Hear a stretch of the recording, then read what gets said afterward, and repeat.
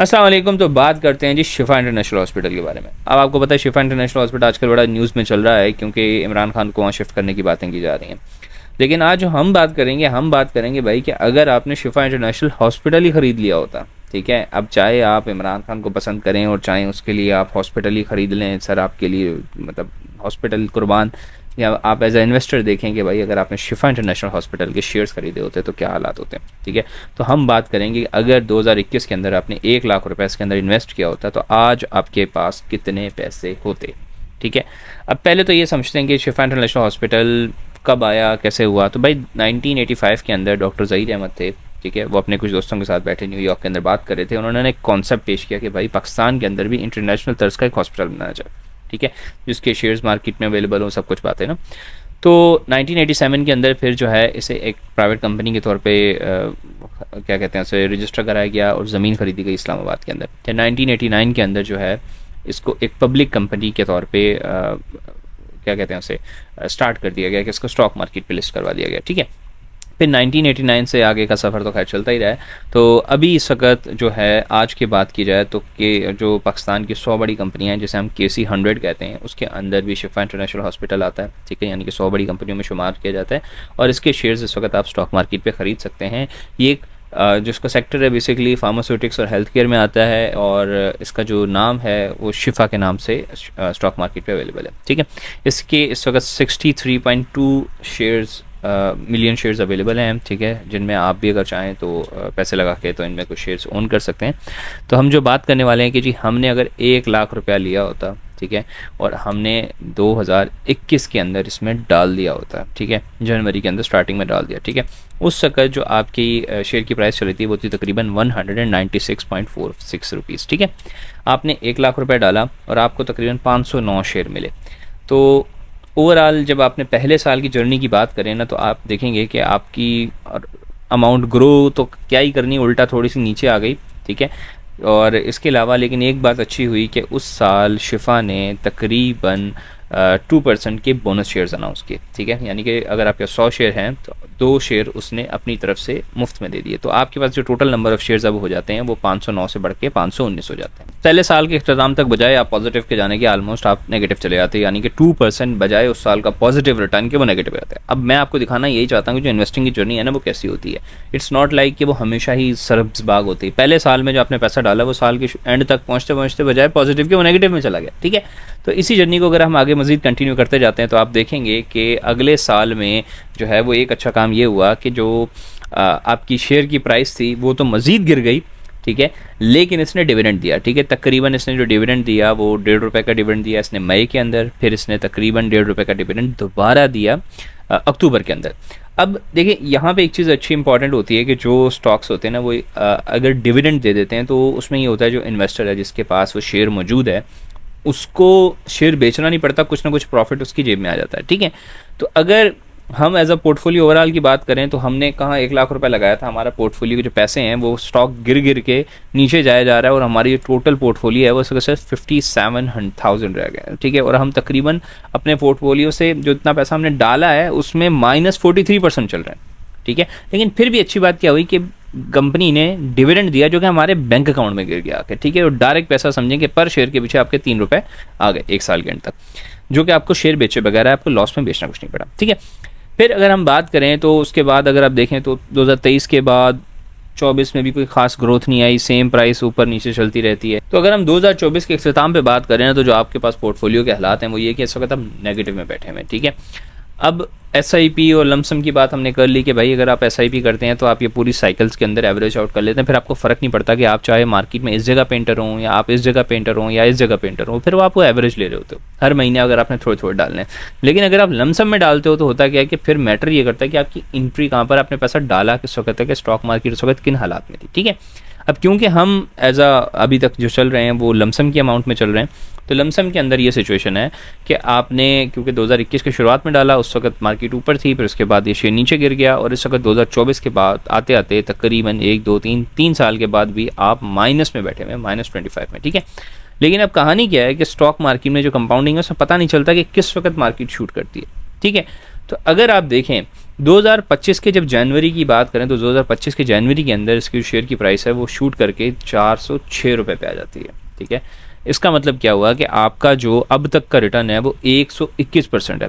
ठीक है, और कंपनी ने 2.5 रुपीज़ यानी कि 2.5 रुपये का डिविडेंड भी दिया जो डायरेक्टली आपके बैंक अकाउंट में आके गिरा। ठीक है, तो पोर्टफोलियो जो 1 लाख आपने डाला था वो कब तक नेगेटिव में चल रहा था और एक ही साल के अंदर वो अब नेगेटिव नहीं है, वो पॉजिटिव में आ गया और अब आप 1,21,000 प्रॉफिट में बैठे हुए हो।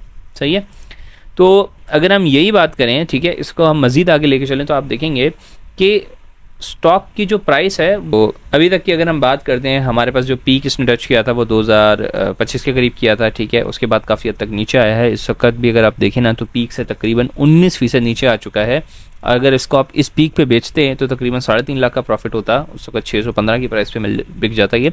लेकिन अगर अभी की बात करें, अगस्त तक आपने होल्ड किया क्योंकि हम बेच तो रहे ही नहीं आज भी, तो आपके पास जो टोटल अमाउंट या टोटल जो 1 लाख आपने डाला होता उसका जो प्रॉफिट आप तक पहुंचता वो ये था कि आज की प्राइस में ये 2,70,000 के करीब होता है। ठीक है, अब सीन ये है कि 1 लाख डाला है हमने और अभी तक जो हमें मिल चुके हैं ओवरऑल जो अगर हम बात करते हैं तो तकरीबन आज तक जो अगर हम, क्योंकि हमने एक भी शेयर बेचा नहीं है, ठीक है, तो हमारे पास जो टोटल अमाउंट होती है वो तकरीबन 2,70,000 होती है। ठीक है, यानी कि जो शेयर्स हमारे पास मौजूद हैं वो तकरीबन 548 हैं। ठीक है, और जो रिटर्न आया वो तकरीबन 170% का आया। सही है, लेकिन अब पिछली वीडियोस में बहुत सारे लोगों ने कहा कि भाई आप ये सारी बातें तो कर रहे हैं लेकिन इन्फ्लेशन की वजह से जो आपने पैसा लगाया है वो तो आप पीछे चले गए, इन सब बातों पे तो आप बात करते ही नहीं है। तो आपको मैं एक बात बताऊं, ठीक है, अभी तक जो फाइनेंस हमने पढ़ी है, जो सीखी है, उसमें ये है कि एक निकलता है जो CAGR। ठीक है, कितना जो है ना वो समझेंगे हर साल का प्रॉफिट रहा है इसका, तो तकरीबन जो हर साल का प्रॉफिट है इसका तकरीबन 19.4% है, यानी कि हर साल आपका पैसा 19.4% के हिसाब से ऑन एवरेज बढ़ता रहा है। ठीक है, तो हमारे पास जो पाकिस्तान के अंदर टैक्सेशन है उसके मामलात की बात की जाए और इन्फ्लेशन की बात की जाए तो इन सब को अगर आप करते हैं ना तो हमारे पास जो टैक्स मौजूद है वो तकरीबन आपको पता है कि 15% कैपिटल गेन टैक्स होता है। ठीक है, और इसके अलावा दूसरा 15% हमने जो है डिविडेंड पे भी टैक्स देना होता है। तो तकरीबन 1,000 आपने टैक्स डिविडेंड की मद में जो डायरेक्टली आपके बैंक अकाउंट में गिरा है उसमें आपने दिया होता, और कैपिटल गेन टैक्स अगर हम आज शेयर बेच देते हैं तो हमने जो देना है वो 24,000 है। ठीक है, तो अगर हम इन सब चीज़ों को भी कैलकुलेट कर लेते हैं कि जो टैक्स हमने दे दिया ओवरऑल सब कुछ टैक्स निकाल के सब कुछ कर करा के भी अगर हम आज शेयर बेचते हैं तो हमें हमारे पास जो टोटल प्रॉफिट आएगा हमारे पास वो कितना आएगा पता है, वो आएगा 2,45,000 रुपया, 514 रुपये के करीब टैक्सेस वगैरह निकाल के। ठीक है, अब सीन क्या है, क्योंकि हमने इन्फ्लेशन को भी इस बार आप लोगों ने कहा है कि रखना है, ठीक है ना, तो यहाँ तक तो बात आपको समझ में आ गई। लेकिन ठीक है, इन्फ्लेशन की समझने के भी लोग महंगाई की बात करें, लेकिन मैं आप लोगों को एक और भी चीज़ समझाना चाहता हूँ कि जब आप कंपेयर करते हैं ना किसी स्टॉक को, तो आप अमूमन किससे कंपेयर करते हैं, आप कंपेयर करते हैं इंडेक्स के साथ कि बाकी जो कंपनीज थी उनके एवरेज के हिसाब से उन्होंने कैसा परफॉर्म किया। तो अगर हम शिफा इंटरनेशनल की बात करें, आल दो ये KSE 100 में इंक्लूडेड है, तो अगर हम KSE 100 कंपनीज या सादा ज़ुबान में जो 100 बड़ी कंपनियां हैं इन्होंने जो पिछले साल में रिटर्न दिया है, अगर उस हिसाब से हमने रखा होता तो 5 साल में अगर हमने 1 लाख रुपया बजाय ये कि हमने शिफा इंटरनेशनल का शेयर खरीदा होता और उसको कंपेयर करते हैं अगर इंडेक्स के साथ, तो इंडेक्स की एवरेज कंपनी ने जो परफॉर्म किया वो 3,85,000 किया।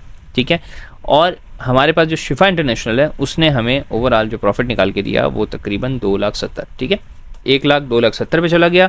और दूसरे मुकाबले में अगर हमने एवरेज निकाले बाकी कंपनियों की तो बाकी कंपनियों तकरीबन 3,85,000 करके दिया। ठीक है, अब आप ये सब देखेंगे और आप बोलेंगे यार ये तो बहुत ख़राब चीज़ हो गई यार, ये तो नहीं होना चाहिए, ये दिस इज़ नॉट अ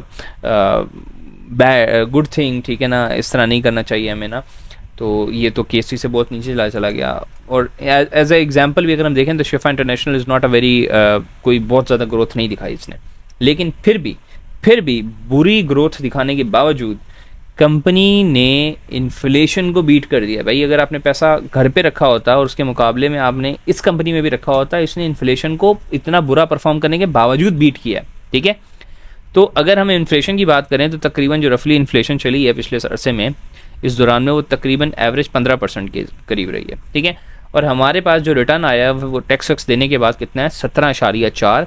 तो उसके बावजूद भी हमने इन्फ्लेशन को इस स्टॉक ने बीट करके दे दिया। ठीक है, हालांकि इसने अच्छा परफॉर्म नहीं किया, आपके सामने जो KSE बाकी 100 कंपनियां अगर हम एवरेज देते हैं वो ज़्यादा अच्छा परफॉर्म कर गई हैं, लेकिन इसके बावजूद रियल टर्म गेंस में भी इसने 2% फिर भी ऑलमोस्ट इसने बीट कर दिया है।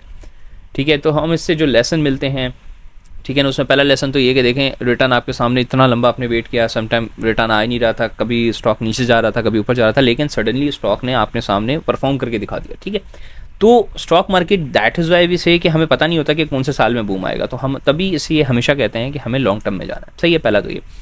फिर दूसरा लेसन अगर हम बात करते हैं तो सेकंड लेसन इज़ बेसिकली कि अर्निंग्स जो है ना वो आपके लिए काम करनी चाहिए। ठीक है ना, अब कहानी क्या है कि अगर आप हाइप की तरफ जाएं तो अगर आप देखें तो स्टॉक तकरीबन जितने में आपने उठाया वो उससे पहले साल ही उसने नीचे चला गया। ठीक है, और अभी अगर आप देखते हैं ना एवरेज के हिसाब से, तो अगर आप देखें तो कंपनी ने पहले जब हमने शेयर ख़रीदा था उस वक़्त वो हर शेयर के बदले में 11 रुपये कमाती थी, आज वो 41 रुपीज़ कमा रही है, यानी कि तकरीबन 42 रुपये के करीब कमा रही है। ठीक है, तकरीबन 4 गुना अपनी जो अर्निंग्स है उसने बढ़ा दी। ठीक है, तो अगर अब इस हिसाब से भी लेते हैं ना तो हमारे हिसाब से स्टॉक को मज़ीद ऊपर चले जाना चाहिए। ठीक है, EPS के हिसाब से भी अगर आप देखते हो तो इट शुड गो अप। ठीक है, लेकिन अभी तक मार्केट इसे सही मायनों में वैल्यू नहीं कर रही। अब क्यों नहीं कर रही हम कुछ नहीं कह सकते, हो सकता है कि 1-2 साल के अंदर शिफा इंटरनेशनल बहुत ऊपर चला जाए, क्योंकि हम किससे कंपेयर करते हैं, बाकी कंपनी से कंपेयर कर रहे होते हैं। तो इस वक्त जो स्टॉक मार्केट में मतलब या जिस वक्त हमने ये शेयर ख़रीदा था वो उस वक्त जो उसकी प्राइस टू अर्निंग रेशियो थी वो 19 के करीब थी, आज ये तकरीबन 10 के करीब चल रही है। सही है, तो there is a significant option कि हो सकता है ये अभी मज़ीद ऊपर जाए। ठीक है, लेकिन किसी को नहीं पता होता स्टॉक मार्केट में क्या होता है।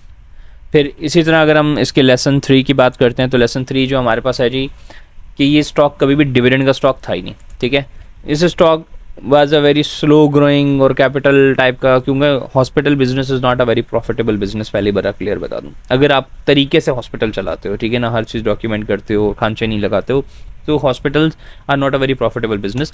लेकिन फिर भी इसने एक अच्छा परफॉर्म करके दे दिया। It was never a dividend stock और इसने इतना डिविडेंड दिया भी, लेकिन फिर भी इसने अच्छा तकरीबन 1 से 2% का डिविडेंड हर साल निकाल के देता रहा। ठीक है, विच वाज गुड। तो अगर हम बात करें कि कंपनी ने इन्फ्लेशन को बीट किया, यस, लेकिन कंपनी जो है खुद मार खा गई इंडेक्स के हिसाब से। ठीक है, तो इसीलिए जब हम इंडेक्स इन्वेस्टिंग की बात करते हैं ना कि KSE 100 इंडेक्स में इन्वेस्ट कर दिया, ये कर दिया, वो कर दिया, तो हम उसको कंपैरिजन के तौर पे ले रहे होते हैं कि बाकी कंपनियों ने कैसा किया। although इस कंपनी ने बुरा परफॉर्म किया but still it manage to outperform the inflation. इसने फिर भी इन्फ्लेशन को बीट करके दे दिया, आपका पैसा ज़ाया नहीं होने दिया इसने। ठीक है, एंड स्टिल आपके सामने अभी तक हमने ये चीज़ देख ली कि इसका जो PE रेशो है वो काफ़ी सस्ता चल रहा है, तो हो सकता है मज़ीद भी ऊपर चली जाए। तो बाकी यही सब बातें हैं कि भाई सब कुछ करने के बावजूद आपको वो परफॉर्म करके चली गई। ठीक है, अब अगर आप जो हैं वो स्टॉक्स खरीदना चाहते हैं तो how you can do that, कि आप स्टॉक मार्केट में या इन्वेस्टिंग में अगर आप न्यू आना चाहते हैं तो कैसे आ सकते हैं। देखिए, पहला तो ये कि मैंने अपनी पूरी जर्नी रिकॉर्ड की हुई है, मैंने अपने यूट्यूब चैनल पे भी की हुई है, टिकटॉक पे भी अगर आप देख रहे हैं तो उसमें पूरी प्लेलिस्ट हैं जिसमें मैंने अपनी जो लर्निंग में शेयर किए हुए हैं।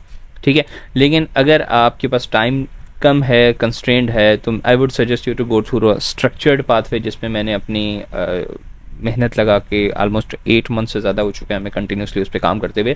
तो अगर आप स्ट्रक्चर्ड पाथ से स्टॉक मार्केट को एज अ सेफ तरीके से सीखना चाहते हैं तो then you can go to the my website, और वहाँ पे जाके आप जो है वो एक बिल्कुल बेसिक बिगिनर्स कोर्स जो है वो अवेलेबल है, वो जाके आप देख सकते हैं।